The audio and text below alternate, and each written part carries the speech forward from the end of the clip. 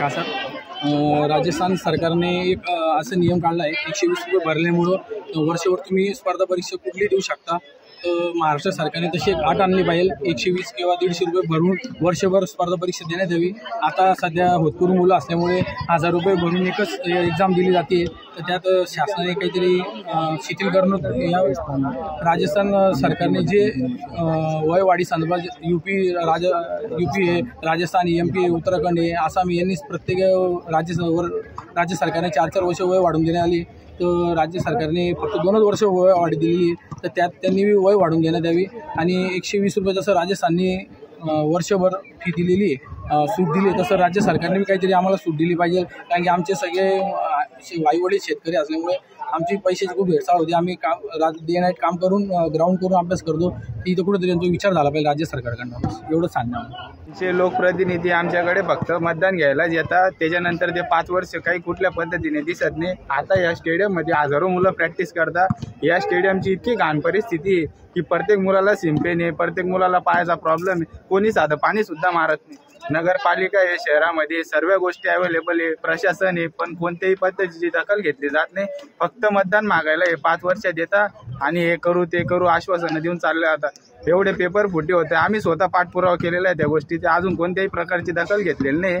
आणि जो जलसंपदाचा पेपर पोरांनी अक्षरशः कॉपी पकडून दिल्यानंतर राज्य सरकारचं काही कारवाई करू नये शकत त्यावर, तर मग ही शासन पद्धती कोणत्या कामाची पद्धत चालू आहे, याचं जर उत्तर मला मिळालं तर बऱ्यापैकी चांगलं होईल।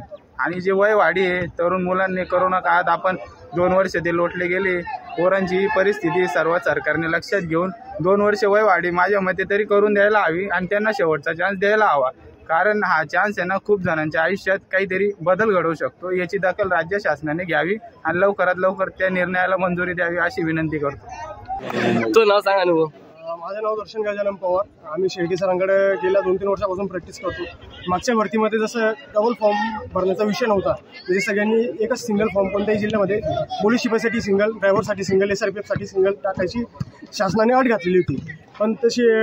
पण काही मुलांनी ते डबल फॉर्म भरले, पण ह्या भरतीला ते आधार कार्ड नंबर आधी टाकावा लागतो, त्याच्यावरनं आपल्याला सिंगलच फॉर्म भरता येतो। तर शासनाला एवढी विनंती की आम्ही मागच्या टाईमला इमानदारीमध्ये फॉर्म भरले, त्याच्यामुळे आमचं तो चान्स, ती संधी आमची गेली, पण ह्या भरतीला त्याची दखल घेण्यात येईल।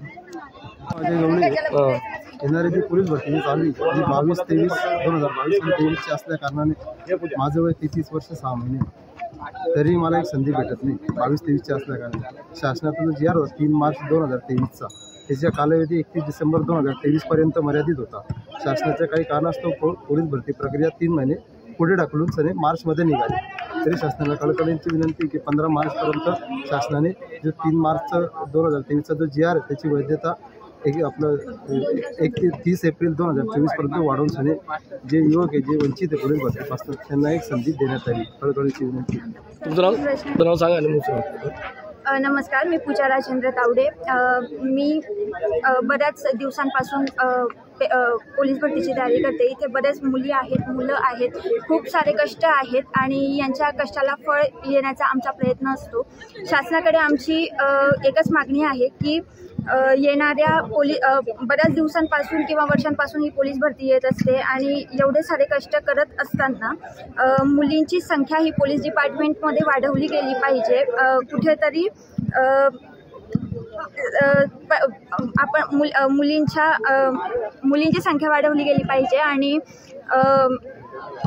बाकी इतर जे प्रश्न आहेत जसे की मुलींच्या फीचा प्रश्न असेल तर ह्या फीमध्ये कुठेतरी सवलत वगैरे मिळाली पाहिजे, अशीच आमची येणाऱ्या लोकप्रतिनिधींकडे किंवा आमदार खासदारांकडे मागणी असेल।